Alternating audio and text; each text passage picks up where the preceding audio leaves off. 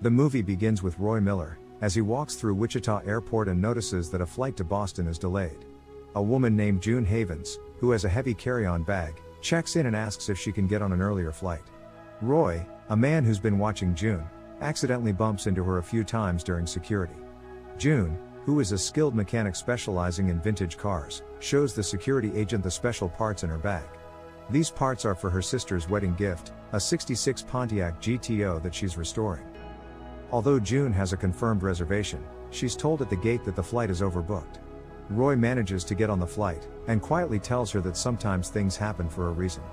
Unbeknownst to her, a CIA special agent named Fitzgerald is keeping an eye on Roy, and is talking to his boss about something called the Zephyr. Fitzgerald notices Roy's interactions with June through airport security cameras, and becomes curious about her. His partner suggests sending field agents to pick up June in Wichita, but Fitzgerald has a different plan in mind. A moment later, the gate attendant informs June that a seat is available for her, and she can board the flight. Roy is upset, because he knows that Fitzgerald is behind this sudden change of plans. On the flight, June notices that there are only a handful of other people on board. She relaxes with a drink, and shares her dream of driving the restored GTO to Cape Horn with Roy. Meanwhile, Roy keeps a close eye on the other passengers. He somberly remarks that someday often means never. June is charmed by him, and after a moment of turbulence causes her to spill her drink on her shirt. She heads to the restroom. During her absence, a sudden attack ensues, and the remaining passengers and crew turn on Roy, overpowering everyone, including the flight attendants and pilots. One of the pilots demands to know the whereabouts of the Zephyr, before joining in the attack against Roy. Amid the chaos, Roy questions why Fitzgerald orchestrated June's presence on the plane. June leaves the restroom, and finds Roy holding 2 drinks. She kisses him, but he calmly reveals that everyone on the plane is dead. At first, June thinks he's joking, but as the plane hits turbulence, she sees the lifeless bodies tumbling in their seats and spilling onto the aisle. Roy manages to land the plane on a highway, but it skids into a cornfield. He gives June a drink, but she realizes she's been drugged. He warns her that bad men will come looking for her. She must pretend not to know Roy, and avoid getting into cars with them. She should be cautious if she hears words like safe, stabilize, and secure repeatedly. It's a sign they might intend to harm her or imprison her where no one can find her. The plane explodes, and June loses consciousness. When she wakes up at home, she finds water, aspirin, a clean shirt, and breakfast waiting for her. Post-it notes from Roy remind her not to recognize him. As she rushes to get ready for her sister's wedding, she doesn't realize she's under surveillance. She has a tough day trying on bridesmaid dresses for her sister April's wedding. They discuss what to do with their dad's GTO car, and June is surprised to find out April wants to sell it. While at a shop, a man tricks June into leaving, claiming her truck is getting a ticket. However, she's ambushed by Fitzgerald and his agents, who force her into one of their cars. Despite her denials of knowing Roy, Fitzgerald presents airport security footage showing Roy bumping into her and talking to her at the airport. He also provides evidence that she was on the flight with Roy.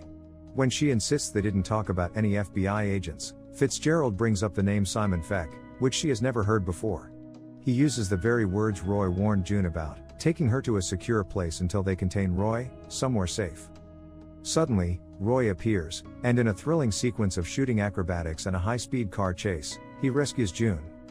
She is in a state of confusion and fear, as Roy gets caught in a gunfight. She manages to escape, hops on a bus, and heads to the fire station, where her ex-boyfriend, Rodney, works as a firefighter. She shares her story with Rodney, who thinks she's just stressed from the upcoming wedding, and takes her out for some pie. While they chat, Roy arrives and kidnaps her. He handcuffs her and shoots Rodney in the thigh, a non-fatal wound, explaining it will make him a hero and help him get a promotion.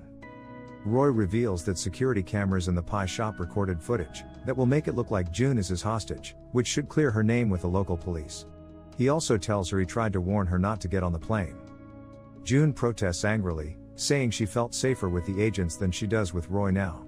However, he takes her to a garage, uncuffs her on the roof, and tells her to go.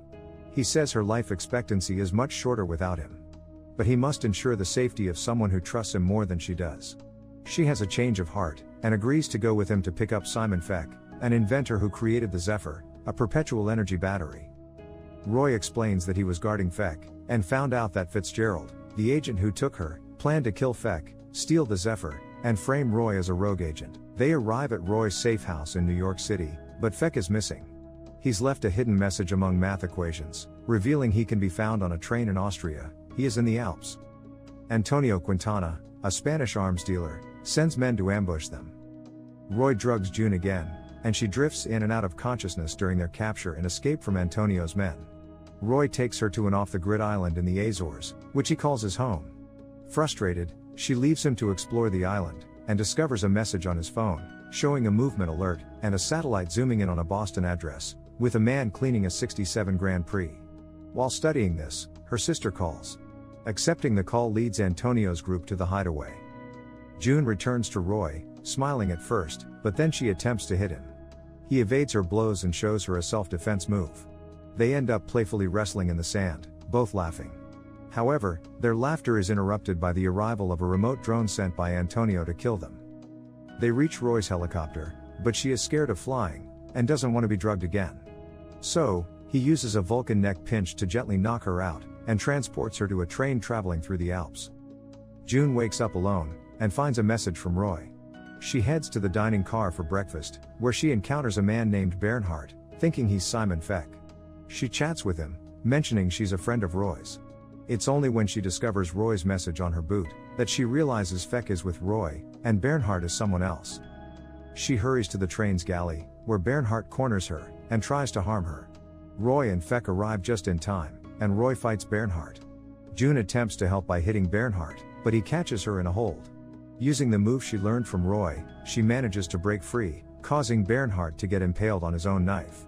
He's then knocked out of a window, presumably killed by an oncoming train. At the next station, Fitzgerald is leading an investigation, but Roy, June and Feck are nowhere to be found. At the car they traveled in, Fitzgerald breathes on the window, and notices a circular mark left behind. Peering through it, he sees Roy outside, staring at him, before vanishing into the crowd. Roy arranges for June and Feck to stay at a hotel in Salzburg. He heads to a meeting with a mysterious woman named Naomi.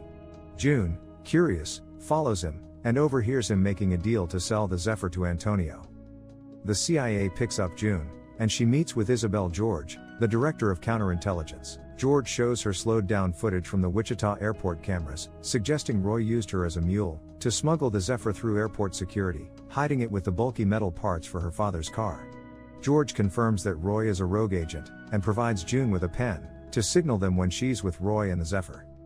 When Roy returns to the hotel and reveals the Zephyr, which is now overheating, June uses the pen to alert the agents. He notices and bids her a sentimental farewell, before escaping to the rooftops.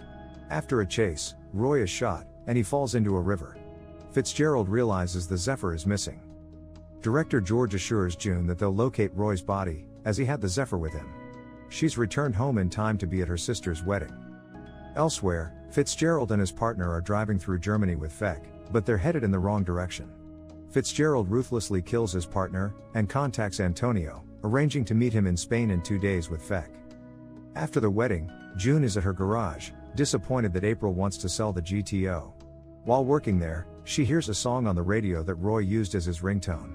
She recalls an address from his phone, and realizes it's just an hour away. She believes it might be a safe house that Roy would go to. On her way there, she notices she's being followed, and uses a trick she learned from Roy to shake off her pursuers.